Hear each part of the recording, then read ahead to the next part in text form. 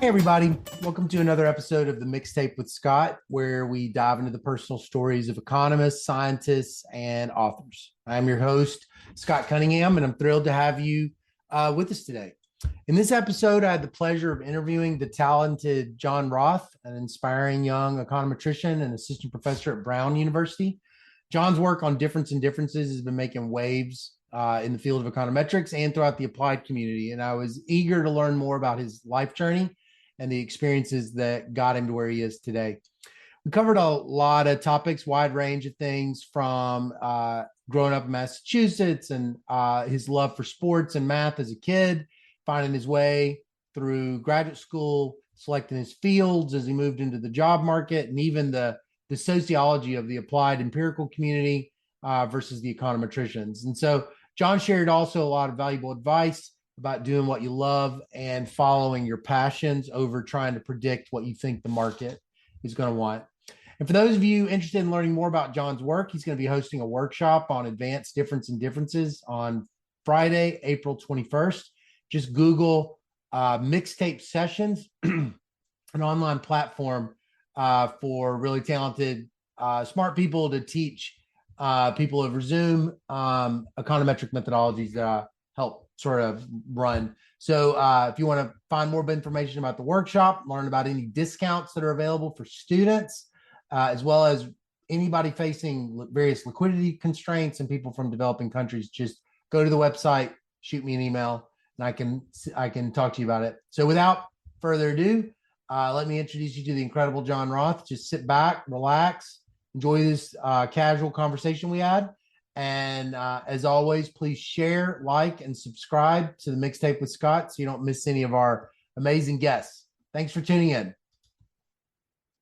Well, it is a pleasure to have on the podcast a person I've gotten to know a little bit the last couple of years online, Jon Roth. Thanks so much for being on the podcast. Of course, pleasure's mine. Great to be here. Can you start off and for the sake of the listener, tell us your name and your job title and who your boss is? I'm Jon Roth. I'm an assistant professor at Brown. The department chair is John Friedman, so I guess he's my boss. Who's your boss?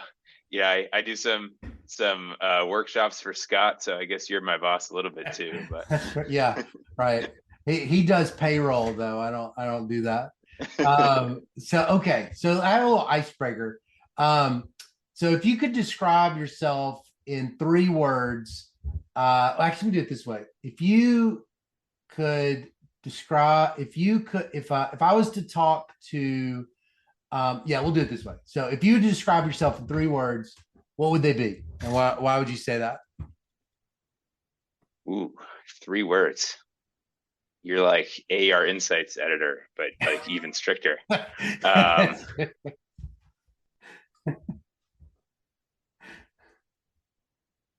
I'm gonna cheat. I'm gonna do 4 words. All right. But I'm gonna do nerd who's kind of cool. Nerd is kind of cool. Cool. Very good. All right. Why would you say that? I don't know. I feel like, like I'm like a huge nerd. Like I love talking about econometrics or like sports and stuff.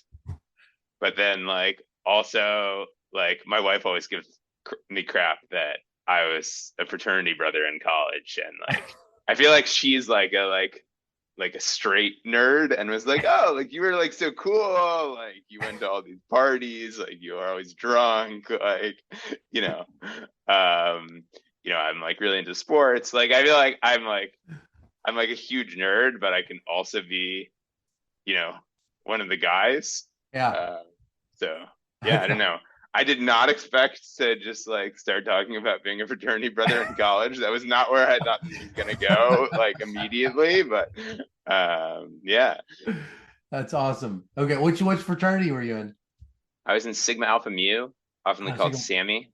Yeah, Yeah. I don't know that one. Okay, that was at Penn. Uh-huh. Yeah, cool.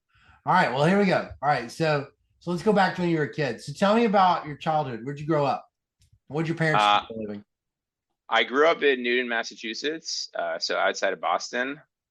My dad worked in speech recognition, so Hmm. Like he worked on the original Siri product, and before that on Dragon Naturally Speaking. I don't know if you've heard of that. It's like a Yeah, desktop dictation software. that was a long time ago. Um, Yeah, I remember that.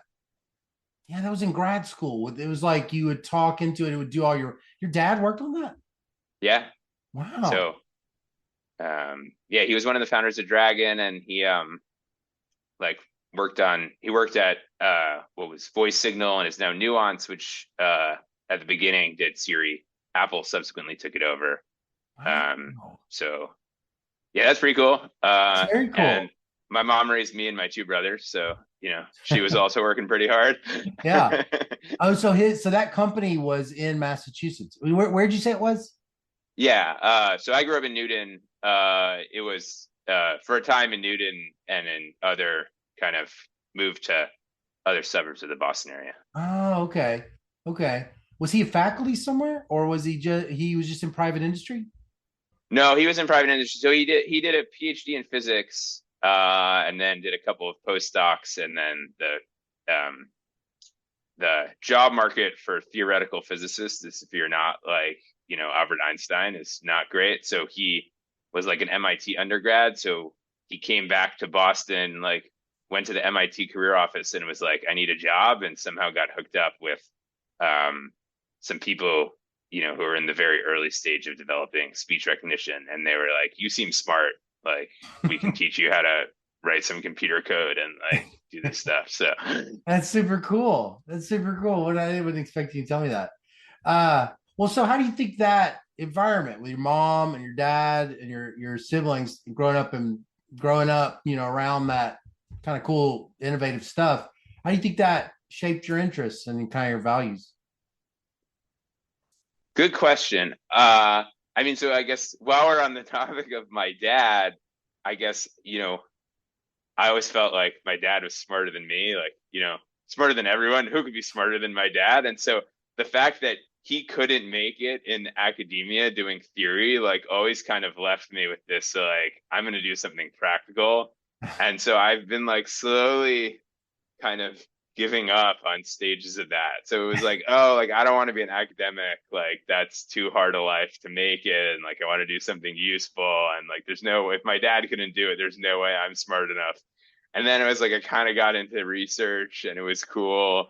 And I was like, all right, but I'm going to do like applied, like, labor econ research that has like actual, like real world applications. I'm not going to do theory like my dad. And then like I kind of got into econometrics. Yeah. And so it's like every the step of the way, I've been a little bit like, wait, is this really what I'm doing with my life? But Right, right, it's kind of right. been the road I've gone down. So it's Yeah. working out all right so far, I That's guess. awesome. That's so cool. Yeah. So I mean, he kind of like so it sounds like he's a big figure in your life. That sounds right. Yeah, for sure. Both my parents are. So are you related to Al Roth? I heard that. I am. Al is my first cousin twice removed. Oh yeah, how does So that work? I never for figured those out who how don't that works. have, yeah, PhDs in genealogy, so Al is on paper is first cousins with my grandfather. So First cousins with your his grandfather. father and my grandfather's father were brothers. But Oh, he's okay. like, it's like one of those like weird deals where he's, I think, almost exactly the same age as my dad, but Mm, he like, skipped a generation. So got it. he's technically on the level of my grandfather. I see. Cool. Yeah. Cool. So y'all have like is your family is your extended family pretty close? Is it pretty big? Y'all, I mean, like you knew him kind of growing up? So Al, I kind of knew because he was at Harvard for a lot of the time that I was, you know, growing up in the Boston area, and his son Ben and I are exactly the same age. Mm, Um, and so, like, there are other people of the same distance from me in the family tree who I've like never met. But mm. Al, I sort of knew growing up, but I can't say we were super close. It was like, once or twice a year, like our families would get together, we'd have dinner, we'd play ping pong in the basement. So, like, for most of my life until I became like an adult academic economist, like, I thought of Al as like, you know, this like guy who's cousins with my dad who happens to be very good at ping pong. Right. It wasn't really until he won the Nobel Prize when I was like in undergrad at the time that I realized that he was like professionally a big deal. Right. You're like, and he's good, and he won a Nobel Prize. He's really good at ping pong, and he won a Nobel Prize. That's great. Well, so growing up in Massachusetts, what kind of stuff did you like to do as a kid and in high school? uh, it was pretty much all sports all the time. Yeah. Um, like, you know, so in high school I played basketball, tennis, and I ran cross country. Mm. And like, you know, I played touch football all the time with friends growing up. Like Mm. just basically any sport I could play. I love playing pretty much. Yeah.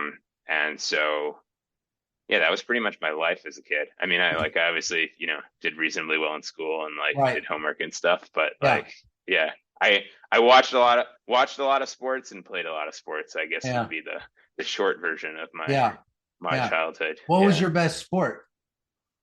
In terms of playing or watching or Yeah, that you were good at, or that you that I was liked. good at. What was your favorite sport, and what was your? I guess it's probably the same thing. What was your favorite sport, and What were you particularly felt like you were good at? So as a kid, like as a young kid, I was really good at soccer. I was a really good goalie. Um, and that was really fun until I got older. So like youth soccer, the field is small, the goals are small, Uh and the huh. players aren't that good. So the goalies get a lot of shots. So there's like a lot you Oh, can do. yeah. And then as you get older, the field gets bigger, the nets get bigger, and the defenders get better. And Uh, so just the fraction of shots that you can, one that you get on goal, but two that you can save just decreases very rapidly as you age as a mm, soccer player. And mm, so I loved being a goalie in youth soccer until I was like, 13 or 14 years old because mm, there was just like a lot of activity that you could do. right. But then as I got older, you just start getting fewer shots on net. And then of the shots you get, the goal is bigger, the shots are bigger. So like there's just a substantial fraction of the shots on net that you just have no chance. And Uh, so kind of the amount of activity that you can like actually, have some value added in, I found went down a lot, like as I got to high school. you And could so I tell, like, you could see it happening. It's like a pretty yeah, sharp thing. yeah. Well, I don't know. It was maybe not completely sharp, but it would like went from a point where I like loved playing goalie to where I Mm, was just getting like a little bit bored of it. uh, So like as a kid, I played a ton of soccer and was like a good goalie. And then I got kind of tired of it. And then like in high school, I got more into basketball. mm, So in high school, I I played like I had not played a lot of basketball as a kid. So I like started playing a lot of pickup with friends. And then like by my senior year, like I made the varsity team at my high school yeah, in basketball. And then mainly rode the bench for the entire year. But I played a lot of basketball with friends and in practice and stuff yeah, throughout high yeah, school. yeah.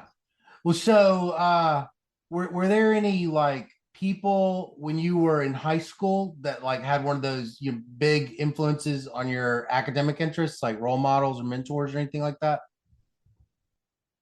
I don't know. I mean, I had a math teacher who was really awesome in high school. Ms. Seidel was her name. Hmm. I guess I mean, so for most of school, I was super bored in math. I hated math because I thought it was really boring. And like, from my perspective, like, we'd like in fourth grade, we would mainly just review all the stuff we did at third grade. And then there would be like a little bit new material at the end. And then like in fifth grade, we would basically review the stuff we did in fourth grade, which is a review of third grade. Like, I just thought it was very slow for me. And Yeah, so I didn't really like math a lot growing up. yeah.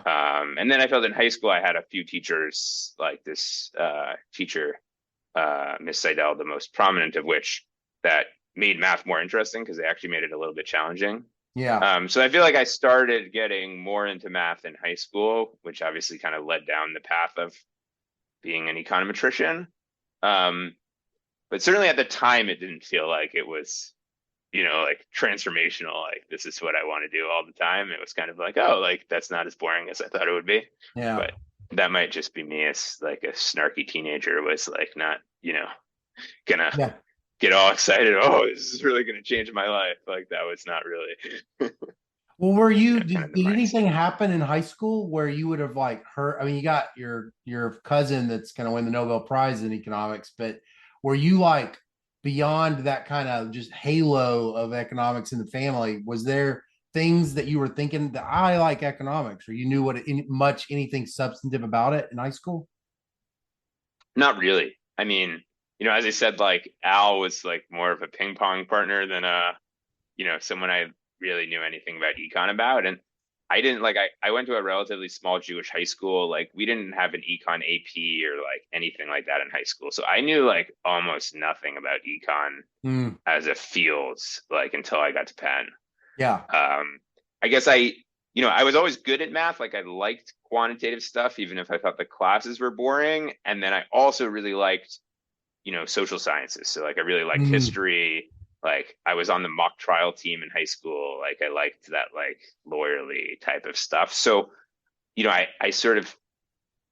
I kind of vaguely knew that econ had some mix of like social science with math type of right, stuff. And so it was right, something that interested me as I was approaching college. But yeah. I think I basically knew nothing about it, you know, as a high schooler. Yeah. So you go to Penn. So you get to Penn, and what are you immediately thinking, as you get there, like both like socially and also academically? Like you have in mind like a plan of like what you want your major to be pretty quickly? Not really when I got there. Like, as I said, I did mock trial in high school. So I thought, oh, maybe like I want to be a lawyer. Right. Um, but then I also sort of knew I liked quantitative stuff. So I took some econ classes early on, but I would say it wasn't like I knew right away that like that's what I wanted to do.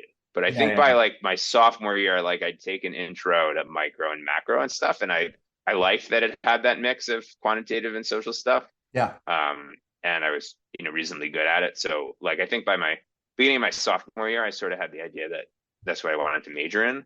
Oh, econ. But Because you double major, but you were thinking econ is the one you start thinking about. yeah, so math I did a little bit later, like uh Ufuk Oxygen, who's at Chicago now, but he was at Penn. Um, who's a macroeconomist. He taught me like intermediate macro as a sophomore. Mm, And I did well in his class, and I was talking to him, and I was like, I'm interested in econ. And he was like, you should definitely think about getting a PhD, which to be honest, at the time, I didn't really know so much what that involved. yeah. But he was like, if you want to get a PhD, you should take some more like higher level math classes. And so I started, taking real analysis and stuff like that. And I kind of liked that. And I'd taken a lot of the classes already. So I added that as a second major, Yeah. I think a little bit later on. Yeah. Like obviously you're a really smart person, but there's lots of smart people that don't find that math like comes naturally to them. But it seems like you're both kind of like really smart, but math has always felt like kind of like you really enjoy it. Well, what's your personality that would made math so easy for you, or made it something you really enjoyed for such a long part of your life? Yeah, I don't know. I mean, I guess I'm not sure I would say I enjoyed it for a long part of my life. Like it always came naturally to me, but I guess most of school, I found it really boring because it just felt like it was the same thing over and over again. Mm-hmm. I think it wasn't really until like late in college late in high school or in college where it started to become more challenging. And like I felt like I started making progress Yeah. that it was something that I came to really like.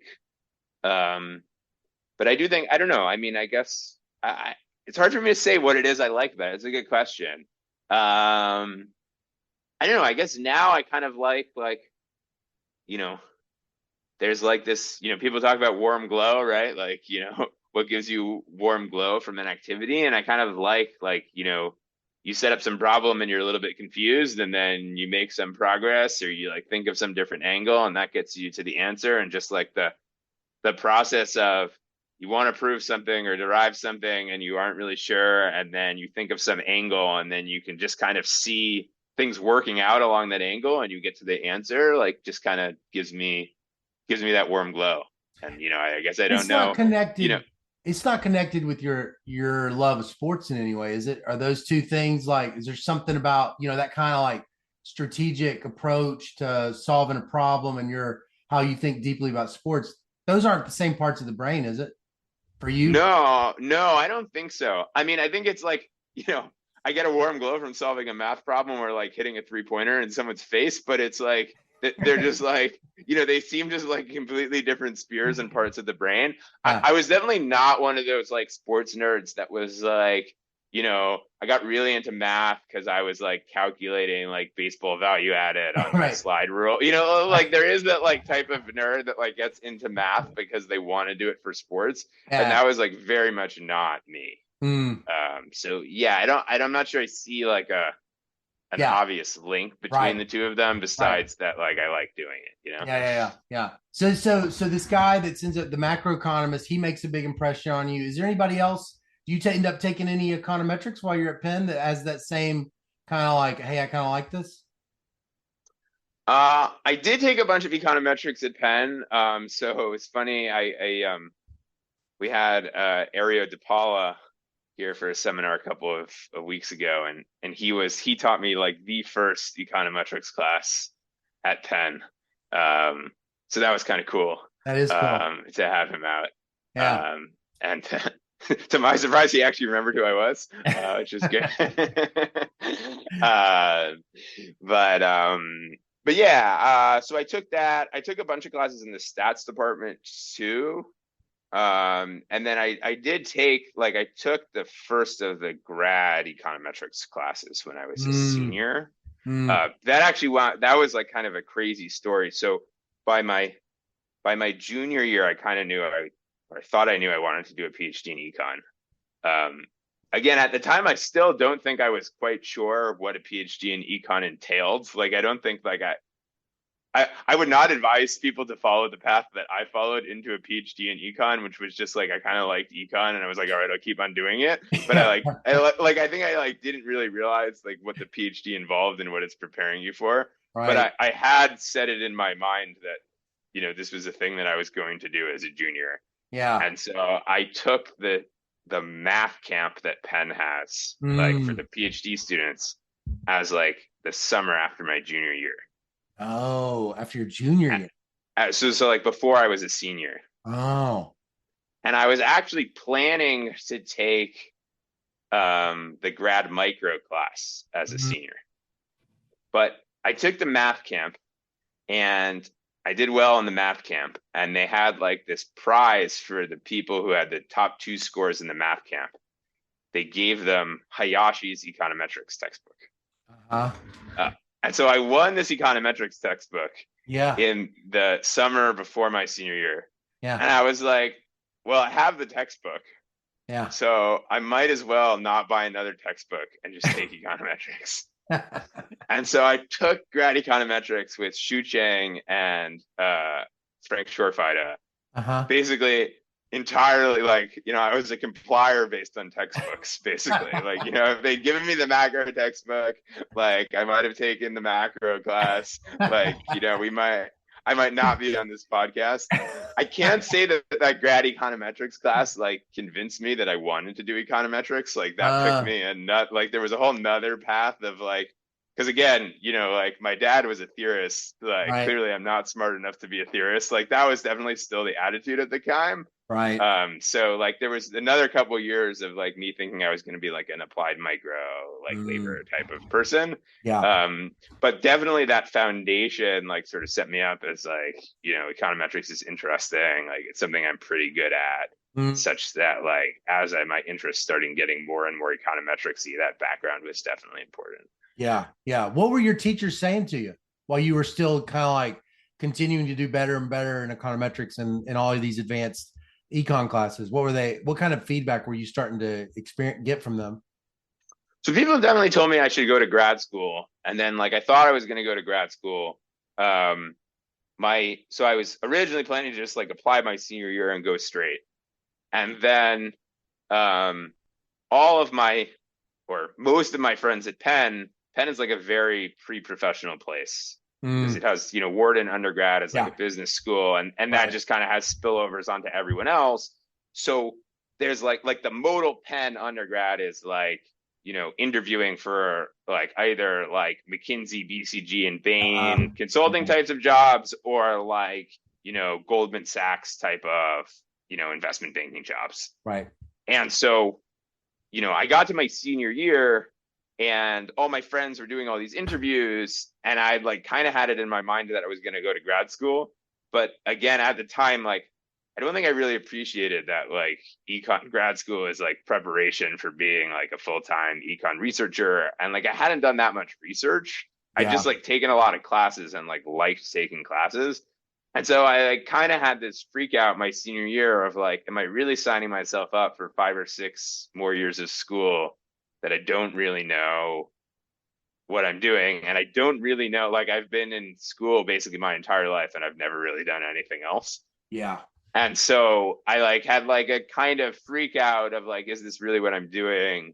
And so um I didn't apply to grad school my senior year, and I worked for a year at Cornerstone Research, which does Yeah. economics consulting. Hmm. And so my path to research was basically, or my path to graduate school was like, I started at Cornerstone Research. I really didn't like it. I Yeah. like applied to grad school like 3 months in. I was like, all right, I've seen the outside world.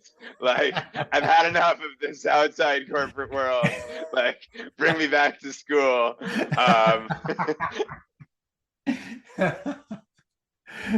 So you worked there for like a year? I worked there for a year. So Yeah. I started there in like, I don't know, July or August. Yeah. Like I had to apply to grad school in like, what is it, November, December. Right. Right. So by like 3 or 4 months in, I was like, get me out of here. Yeah. Yeah. um, and so I applied to grad school, and then I was like, you know, well, I had to wait to hear from grad school, but then like once I got into grad school in like January, February, I was like kind of a lame duck there for like a year. Right. Right. Yeah. Yeah.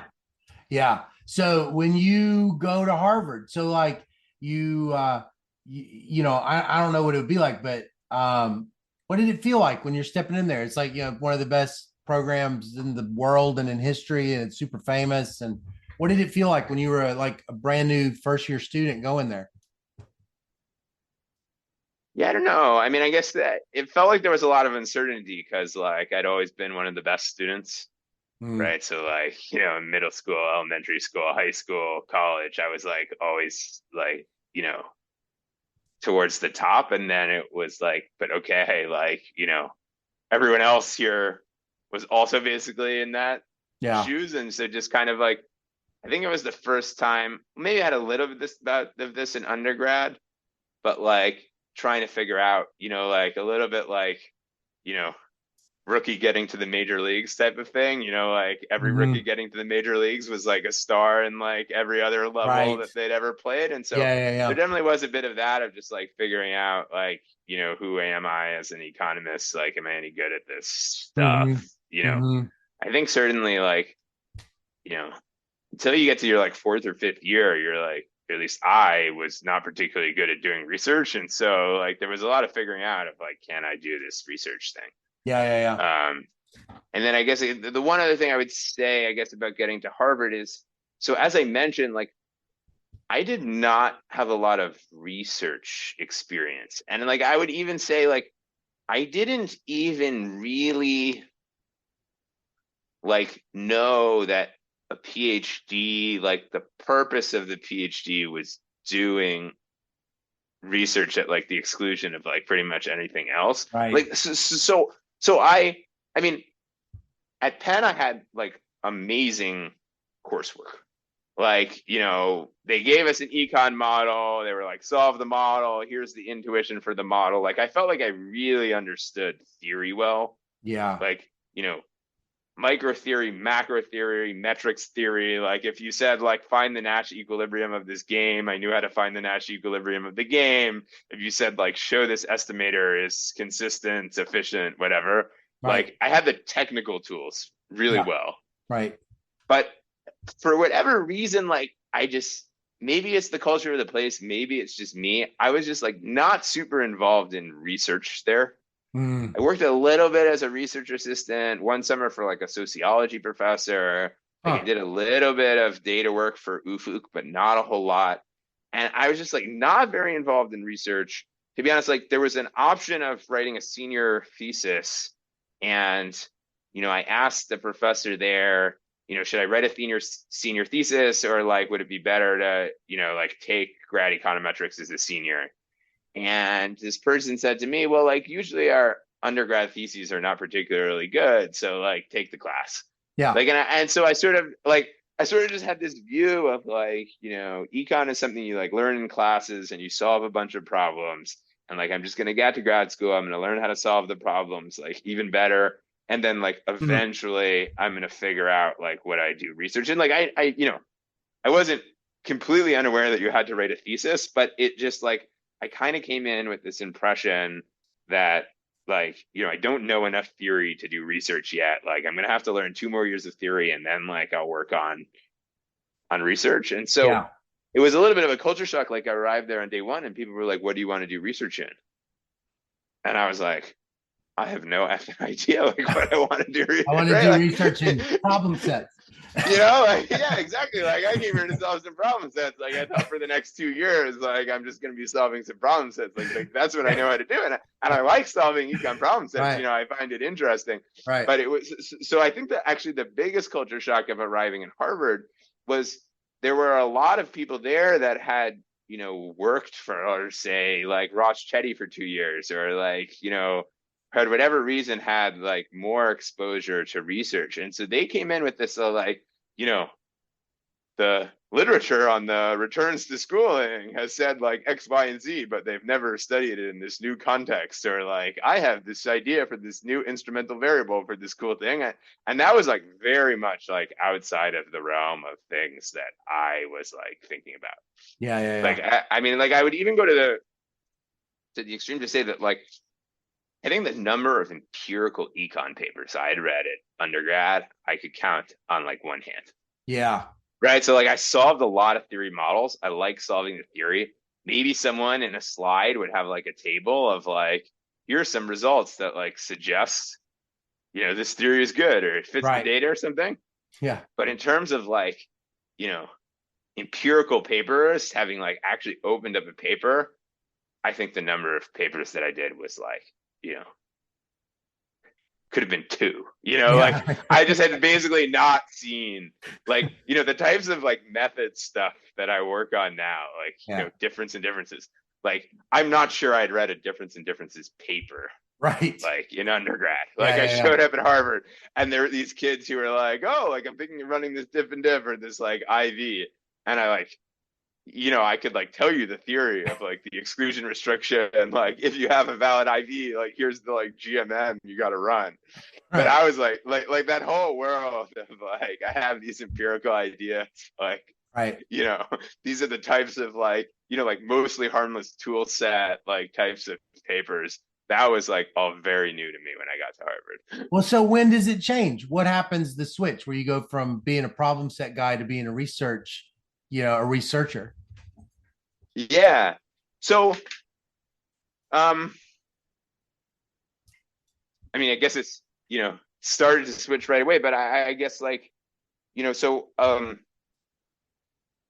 guess so something that was influential for me was so the um during the year that I was um at Cornerstone, Yeah. wasting away at my my desk job at Cornerstone, I somehow I don't know how this happened. I came across the Dale and Kruger paper on returns to elite colleges. Yeah. And I'd gone to Penn, Ivy League school, and I just, I'd been indoctrinated with this view that, of course, there are these massive returns for getting into an elite college. Right. And um, so somehow a friend and I came across this Dale and Kruger paper that basically suggests that like it's all selection. That, if you look at kids that got into the same sets of colleges, but one of them went to Penn, the other one went to Penn State, but there's like basically no difference in their earnings. Mm. And I sort of, I came in with this almost degenerate prior that Right. like this thing was like, could not possibly be true. Right. And so I like wanted to like I got interested in labor economics because I like wanted to like play Oh, around with this data and prove that it was wrong. I think at some point, actually, my friend and I like sent an email to Alan Kruger. He was like still alive at the time, and it was like, "Can you send us this data?" And he was like, "No, it's like under a DUA, but like if you'd like to, respond, if you like to use it, you can like apply for the DUA, right. at this and this link." And like I give Alan Kruger a lot of credit for responding. Like I was like a nobody like emailing Alan Kruger at that point in time. But so that paper kind of got me interested in like labor econ types of questions, like Yeah. returns to schooling types of things. And so I started reading a little bit more of like those types of papers. And so I guess Mhm. that kind of got me into labor econ. And so like by the summer after my first year in grad school, I worked for Larry Katz. Mm. And I was like kind of interested in like education type of stuff. So like Mhm. I have this working paper that probably I will never publish, but on Scott Walker's union reform in Wisconsin, Act Yeah. 10, and like what that does to teacher labor supply. So I had these results that um, there are a lot of early retirements Yeah. basically immediately when this thing kicks into effect, or actually between when it was sort of passed as law and when it kicked into effect. There's just like this massive wave of teacher retirements. You Yeah. can, you don't need any econometrics to see it. Basically, you just plot the time series of like what fraction of, retirement age teachers leave the system, Yeah. and you just see it in the time series. There's this massive spike. And so, if you look into the institutional details, you see that there were basically these massive financial incentives to retire before your district's collective bargaining agreement that was bargained under the old regime retired. Yeah. Because there was this concern that once you sort of severely weaken collective bargaining, that a lot of those benefits won't be there anymore. Right. And indeed, it turned out that a lot of those benefits, if you had waited, would not be there anymore if you'd waited. Yeah. And so there was just this rush of teachers that were leaving, the system at the onset of this union busting reform. Yeah. And so that you could see in the time series.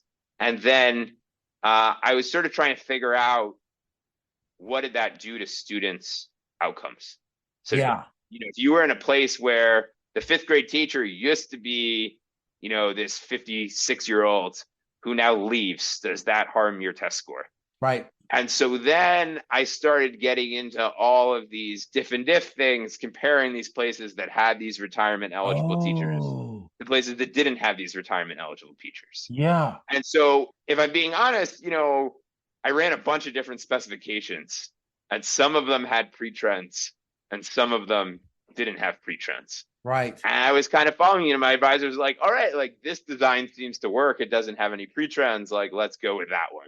Right. And so that's how I sort of started getting into the kind of diff and diff stuff Mm-hmm. of thinking about I'm running all these diff and diffs. I'm going to select the ones where I don't find any statistically significant pre-trends. Is that an econometrically good thing to be doing or not? Yeah. And so Right. that's kind of how like my AR Insights paper basically came out of that exercise of Right. like I was like running all these diff and diffs. I was trying to find the ones with good pre-trends. And then I started thinking about like, is this really how science is supposed to work? Right. Right. And Right. so that's kind of was my entree into actually doing econometrics research. Of like I was Yeah. working on this labor problem, like I had this diff and diff, some of them worked, some of them didn't. Yeah. You know, the kind of what I thought was like the science at the time was like, look at the ones that work. But I Yeah. was like kind of uneasy of like, is that how the science should work? And so like, am I getting the Right. right thing? And so Right. that was kind of the genesis of my AR Insights paper. Uh-huh. And then like I kind of started working on this problem. I should say that so I guess I mainly had my foot in the labor door, but I was interested in econometrics or Mm-hmm. like methodological type of stuff. So I'd taken like Ariel Pecos's IO class, and he did a bunch of stuff on moment inequalities. And I was kind of interested in like I was asking him a bunch of technical questions. Again, having come from this background of like I could solve problems, right? Like I knew Right. how to do problem sets. I knew how to like, do you need these regularity conditions? Like what, properties of this estimator exist? So I took Ariel's class IO class where he did some moment inequality stuff, and I was asking him a bunch of econometrics questions about the moment inequality stuff. Right. And so that was in my second year. And so he had started working on this project that's now my restud paper with Ariel Pegas and Isaiah Andrews on moment inequalities. Yeah. And so I was asking all these questions about moment inequalities, and he was like, I'm like starting to work on this project with Isaiah, who at the time was a postdoc at Harvard, and was Oh, like, do you want to work as an RA on this project? And so I started working as an RA on that project, but it wasn't like my main area of interest. It was just like something I was kind of doing on the side. It seemed kind of interesting. Like Ariel mhm. was like a famous guy. To be honest, at the time, I didn't really know who Isaiah was, but I was Yeah. working on this project, started as an RA, eventually became a co-author with Ariel and Isaiah. And so I mentioned that because that means so I had this connection to Isaiah, Right. right? Like I'd been working on as an RA and like later became a co-author on this project. And so I then was working on this diff and diff stuff and started coming on these questions about like, so should we be like selecting our designs based on whether the pre-trends look good or not? And so I like started writing some stuff up, and then like Isaiah was like, I don't know if he was a co-author yet at that time, but he was someone that I'd been like, working pretty closely with.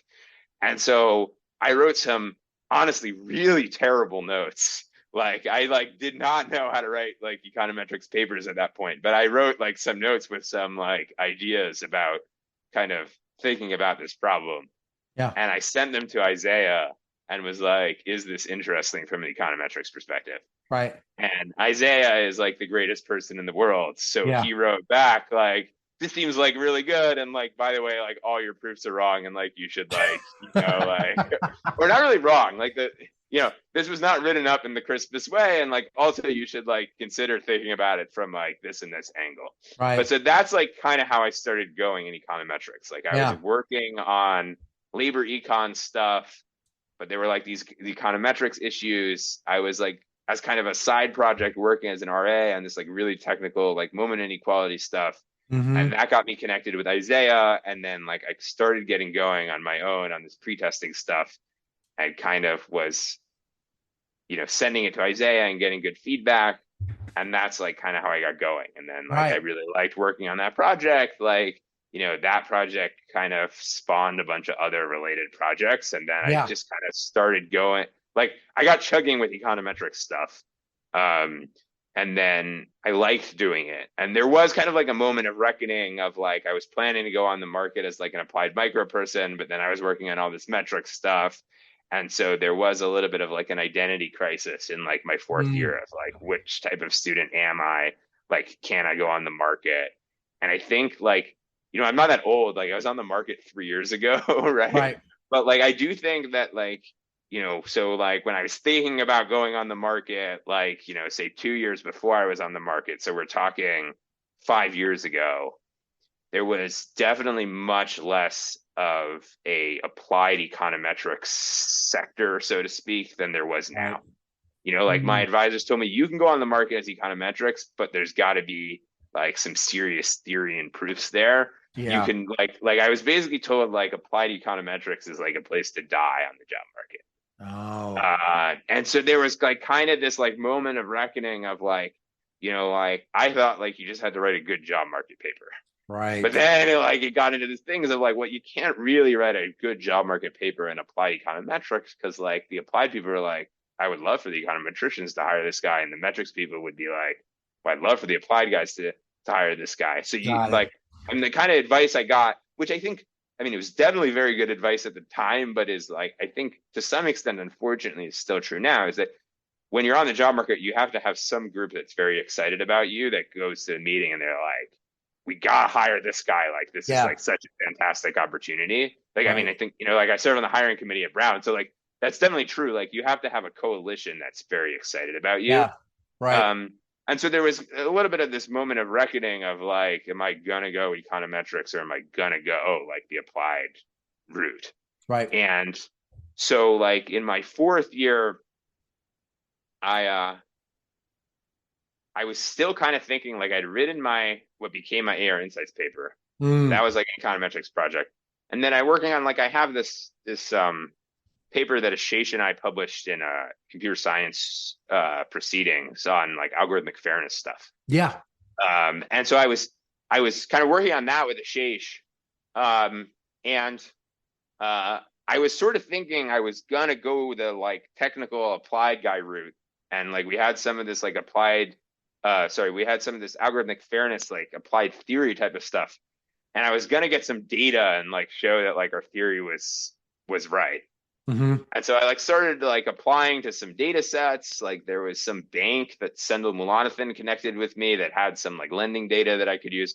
So I like kind of submitted that like application for this data. And then I was like waiting on the data to come. And like I'm honestly super thankful that this bank wound up being like really flaky and like didn't come through with this DUA for like a long time, because like in the meantime I was like, oh, like, I can work on this econometrics stuff while I'm waiting for like data to come through. And Oh, so like Ashish and I had been working on our algorithmic fairness stuff. And then we like were talking about like my pre-testing paper and like how can you do it better? And that was kind of like the genesis for our like a more credible approach to parallel trends, yeah. paper, which wound up being my job market paper. So I was like basically like kind of waiting for data to come through. I was like gonna like, kind of in this in-between space. Am I an econometrician? Am I an applied person? And then like Ashish and I started talking while I was waiting for this data to come through. And so I started working on this like a little bit more hardcore econometrics project, which Yeah. has like, some more hardcore stuff in it. And then I liked working on that project. And so like I'd kind of been like, all right, like I'm gonna like try and see if like, some more applied stuff works out. And then like I wound up working on more hardcore econometric stuff. Yeah. And that kind of just convinced me that like this seems to be what I'm gravitating towards. And Yeah. so like I decided, you know what, like fuck it, like maybe I'm like on the applied end of econometrics, but I'm Right. just like gonna go the econometrics route. And like ex post, that definitely wound up being the right decision for me. Yeah.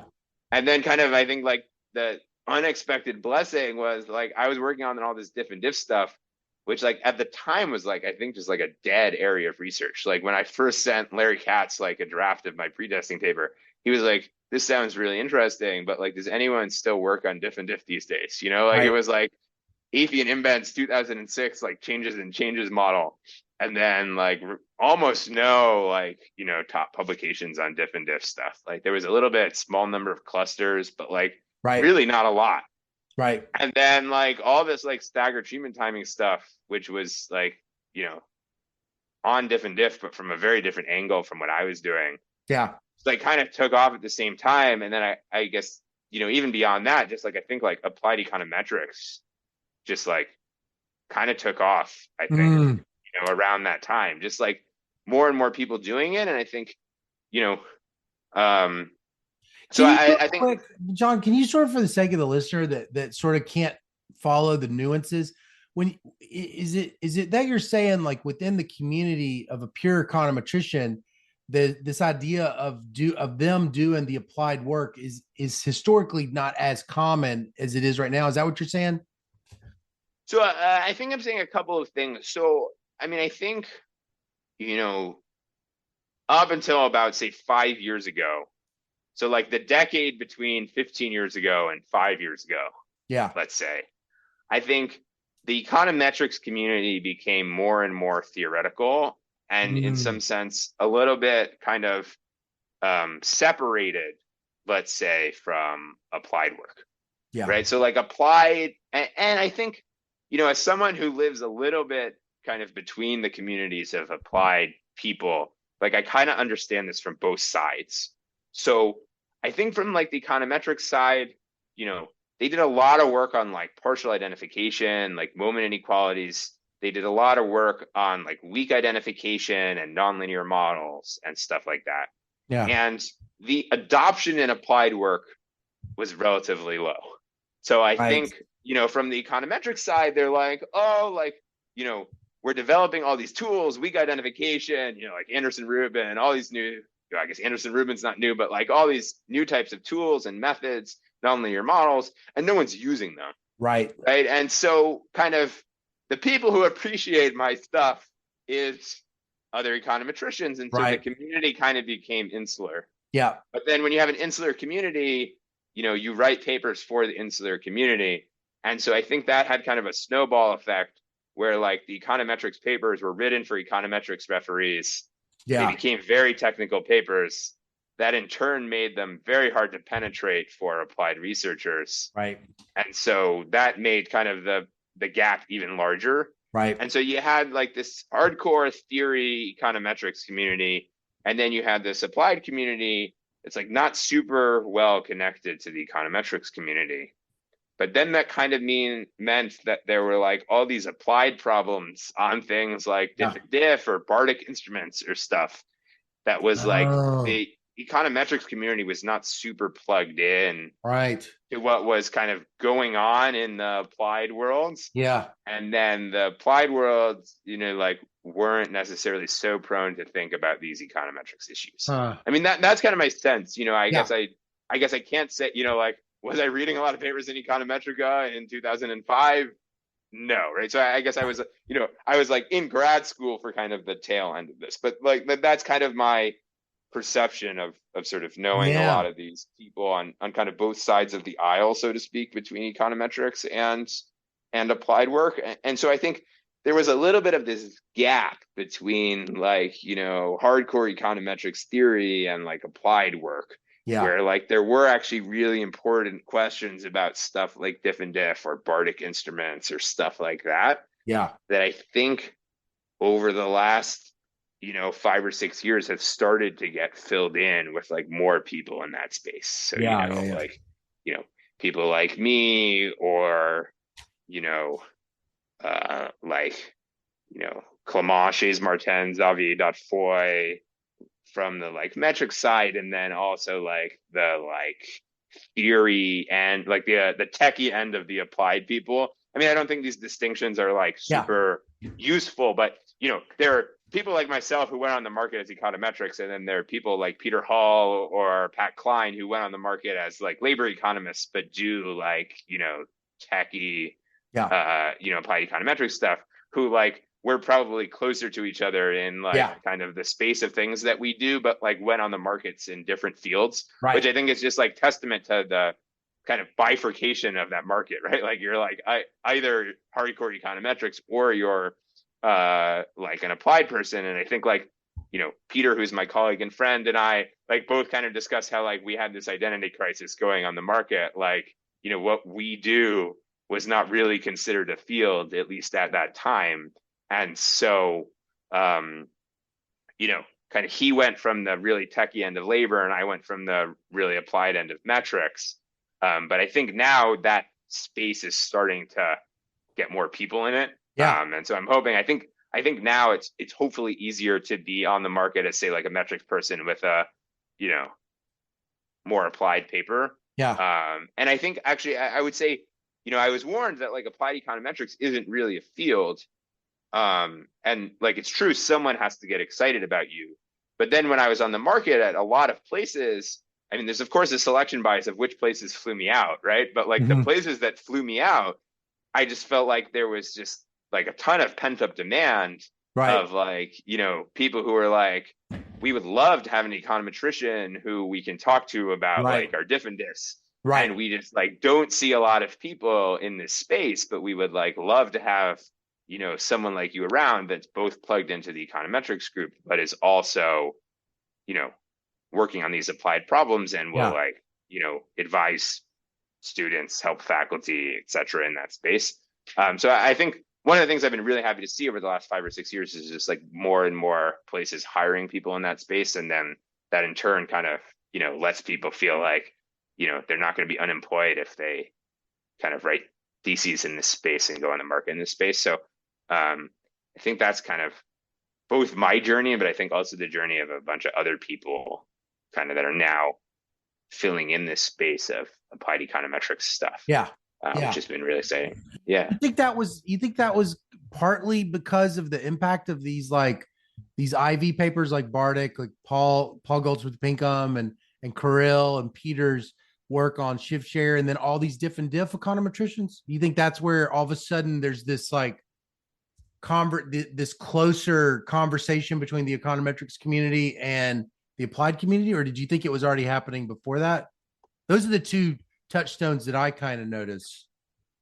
Yeah, I mean, I guess I don't want to take too much credit that like, my literature, the diff and diff literature, like just brought about this fantastic Right, change in that's the right. world.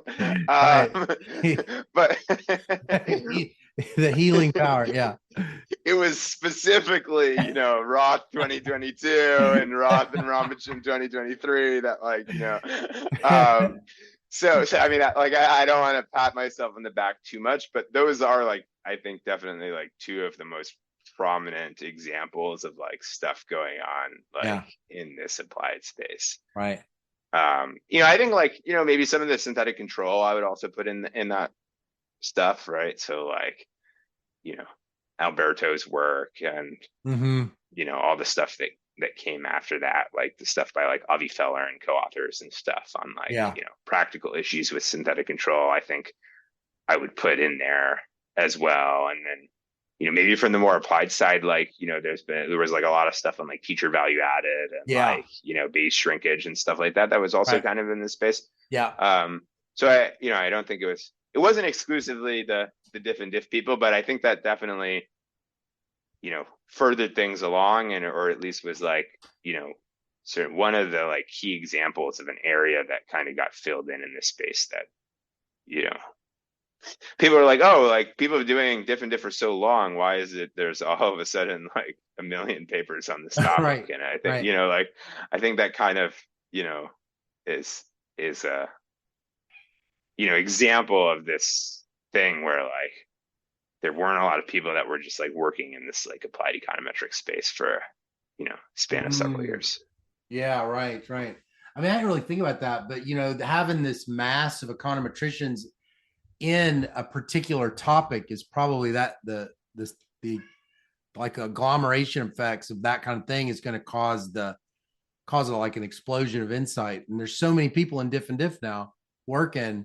I'm sure it's just been like so productive for just deepening everybody's understanding of what the heck that is. I mean, it's such like I hadn't really thought, it's like you could imagine a tipping point kind of does happen when there's just a lot of people that start working on it. All of a sudden it's not just that a lot of people are working on it, is that you have all these different ways of collaborating when you've collaborated with a bunch of people on this stuff.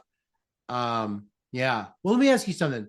So this kind of is top of the hour. So I wanted to sort of kind of end with this, like you kind of like a dear Jon Roth kind of question.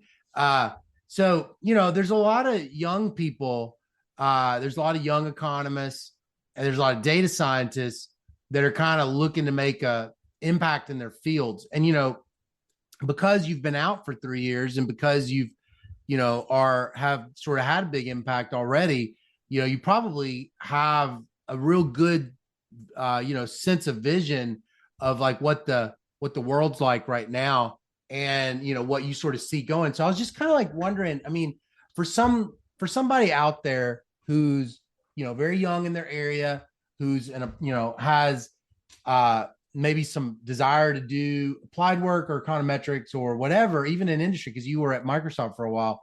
So what kind of advice would you give those people looking to have, make a difference in their fields? Yeah, good question. So, I guess I've gotten versions of this questions from graduate students for sure. And the kind of usual advice I give is just work on what you think is interesting. Yeah. And I guess people always had this, approach of like, what do you think will work well in the job market?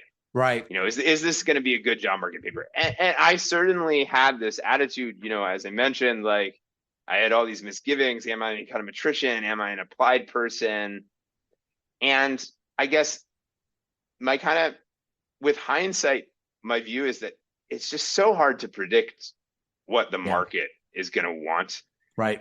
When I started working on this pre-testing stuff in like, I don't know, 2016, I had like zero way of foreseeing that there would be like a diff and diff revolution or whatever. Right. It's, like the fact that became like a hot thing was just so far off the horizon.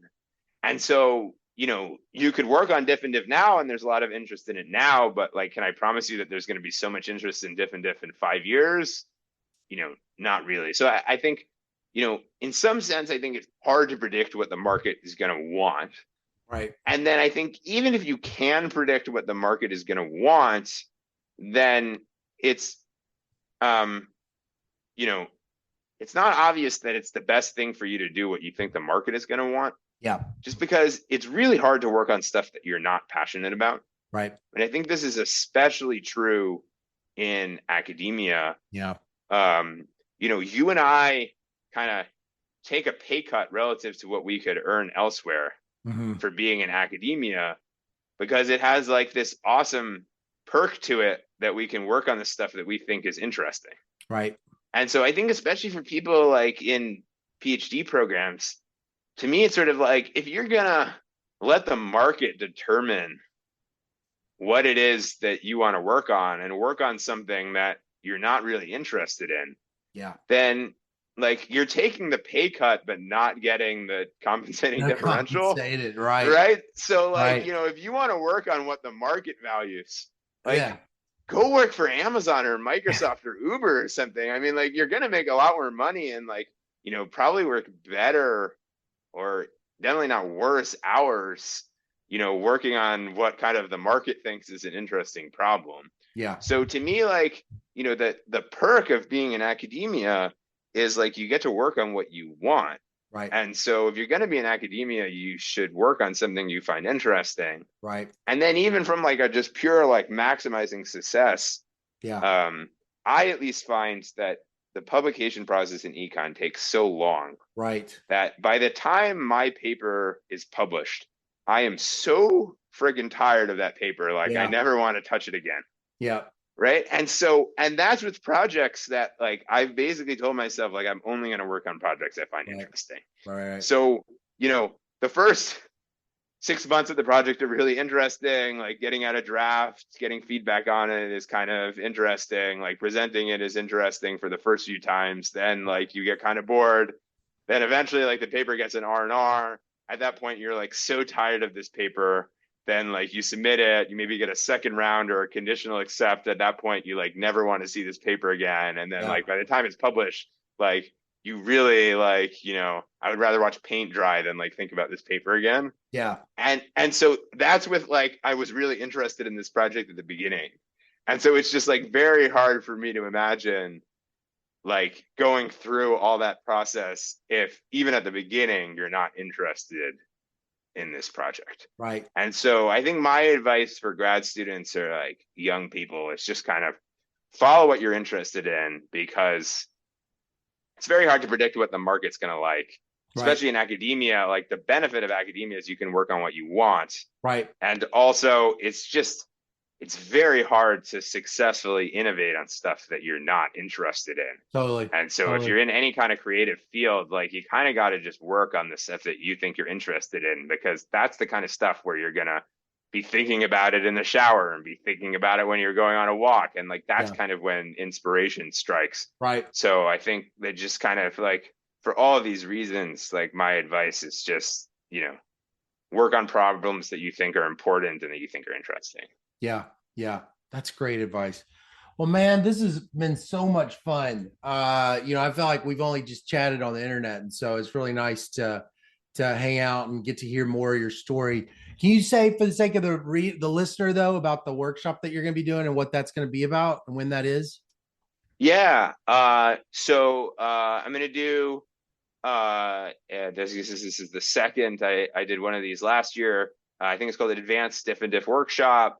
So it'll be a 1-day thing, kind of start up with the canonical difference and differences model, what I think people understood pretty well, 5 or 10 years ago. Basically what I teach to my undergrads, 2 periods, treatment in the second period, yada, yada, yada.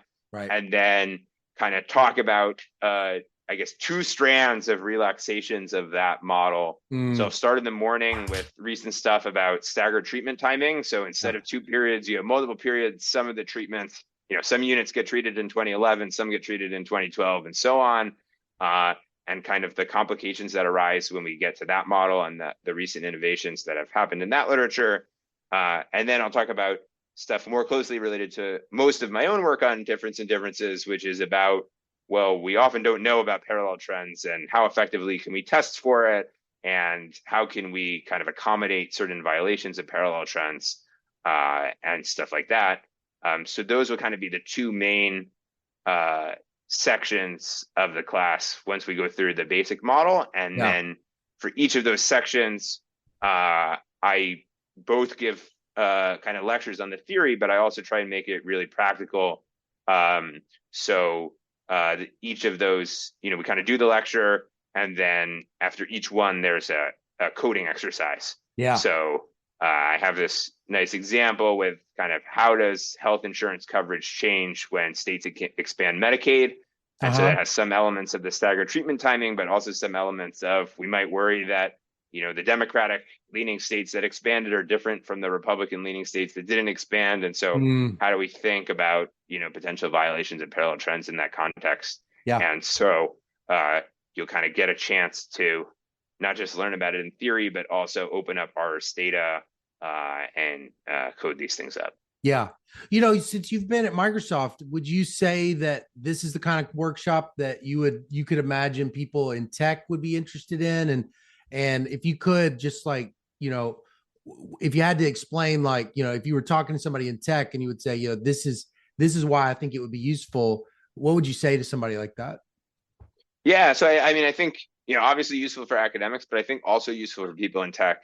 At least when I was at Microsoft, they could randomize certain things, but there were also a lot of things that they couldn't randomize. And so there were a lot of, diff and diff or synthetic control type of applications around, we introduced this product in, the Northeast of the United States, and we didn't in the Northwest or something like that. Yeah. And there's been, a lot of innovation recently in tools for doing that. And so I do think for sure, for people in tech using these types of quasi-experimental methods, this could be super useful as well. Cool. Well, man, it's so nice to hang out. And I'll put in the podcast on the Substack a link to the workshop. But it's really great to see you, and really enjoyed our talk. Yeah, this is really fun. Let's do it again some other time. Okay, that'd be great. All right, cool. All right, thanks, Scott. See you, man. Right, bye. Gonna see us through. Honey, you need me. Baby, I need